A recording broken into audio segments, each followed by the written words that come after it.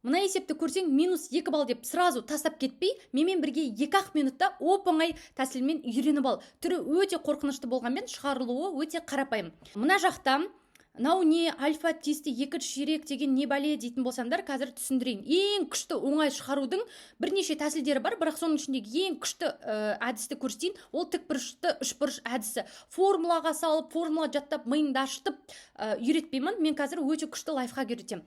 Қараңдар, котангенс дегеніміз біз анау 7 сыныптың геометриясында естерінде болса, мына бұрыштың мына бұрышқа қатынасы деген жаттадық қой, тура соны мына жерге қолданайық.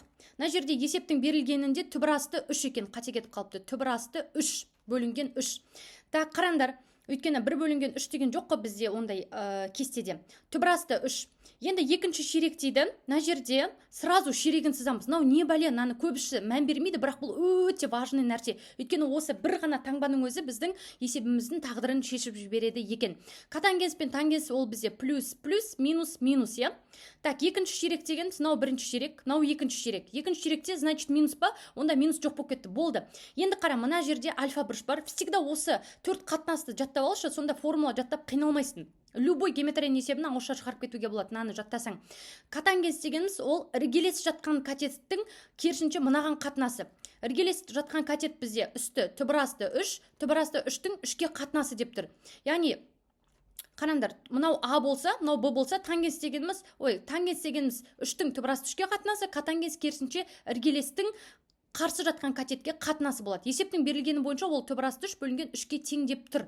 Енді осы жерде осыны пайдаланғанда синусты, косинусты, тангенсті өрнекте дейді. Төкте қиындық жоқ. Осы бір ғана үшбұрышпен қарап, синусты, косинусты оп-оңай шығаруға болады. Көпшілігі мына есепті қиындатып, миды ашытып, кәдімгі формулаға салып жатады. Өйтіп қажеті жоқ.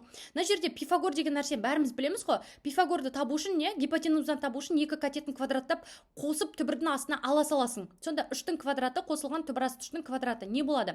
3-тің квадраты 9, түбірасты 3-ті квадраттасаң түбіртіс қалады 3 болады. 9-ға 3-ті қосса қанша? Түбірастында 12. 4 көбейту 3 деп жүктесек 4-тен 2 шығып кетеді, 2 түбірасты 3 болады. Сонда мына гипотенуза 2 түбірасты 3-ке тең екен. Болды. Қалған бәрін ауызша жазсалуға болады. Қалай? Мысалы қара. Мына жерде синус керек қой бізге бірінші. Давайте синус дегеніміз кімнің кімге қатынасы еді? Синус дегеніміз мына альфа бұрышқа қарсы жатқан катеттің гипотенузаға қатынасы. Яғни 3-тің 2 түбірасында 3-ке қатынасы. Болды, сразу синусты таптың. Формуласыз, я. Так, екіншісі косинусты тауып алайық. Так, осы жерде біз өте бір үлкен ошибка жібердік. Біз таңбаға қараған жоқпыз. Альфа деген екінші ширек дейді. Екінші ширекте синустың таңбасы плюс, сол үшін плюс болып қала береді. Енді косинусқа қараймыз. Так, косинус дегеніміз альфа бұрыштың іргелес жатқан катеттің гипотенузаға қатынасы. Косинус дегеніміз сонда түбірасында 3-тің 2 түбірасында 3-ке қатынасы, я? Так, болды. Келесі тангенсті қараймыз. Так, тангенс альфа дегеніміз, мына жақта косинустың таңбасын қарайық. Косинус бізде екінші ширекте минус, сол үшін мына жерде алды минус болады. Так, тангенс тоже екінші ширекте минус болады, сразу алдына минус қоямын. Тангенс дегеніміз қарсы жатқан катеттің іргелес жатқан катетке қатынасы. 3-тің түбірасты 3-ке қатынасы. Болды, бір үшбұрышпен бүкіл проблеманы шешуге болады. Енді орнына қоя салайық. 4 көбейтілген. Синус дегеніміз не кетен? Синус дегеніміз 3 бөлінген 2 түбірасында 3-тің квадраты дейді. Азайтылған 2 көбейтілген косинус. Так, мына жақта түбірасты 3 пен түбірасты 3 қысқаратта минус 2-ден 1, минус 2-ден 1-ге тең. Так, мына жерде минус түбірасты 3, тангенс дегеніміз минус. Так, онда мынаның алды плюс дей салам сразу. 3 бөлінген түбірасты 3-ке тең. И мына жерде қосылған 1. Болды, осыны есептей салсам бітті. Сонда 4 көбейтілген 3-тің квадраты 9. Так, мына жерде 2-ні квадраттасам 4 болады, түбірасты 3-ті квадраттасам бөлек-бөлек сей салам 3 болады, түбіртіс қалады. Мына минус пен минус плюс болады. 2 мен 2 қысқаратта 1 болады. Плюс мына түбірасты 3 пен түбірасты 3 қысқарат 1 болады, я? 3 қалады, плюс 1.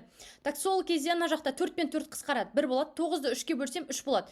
Так, енді есептей салайық. 3-ке 1-ді қосам 4, 4-ке 3-ті қосам 7, 7-ге 1-ді қосам, есептің жауабы 8-ге тең екен. Вроде қиын есеп, но осындай үшбұрышты жаттау арқылы сен көп есепті үшбұрышқа қарап ауызша шығар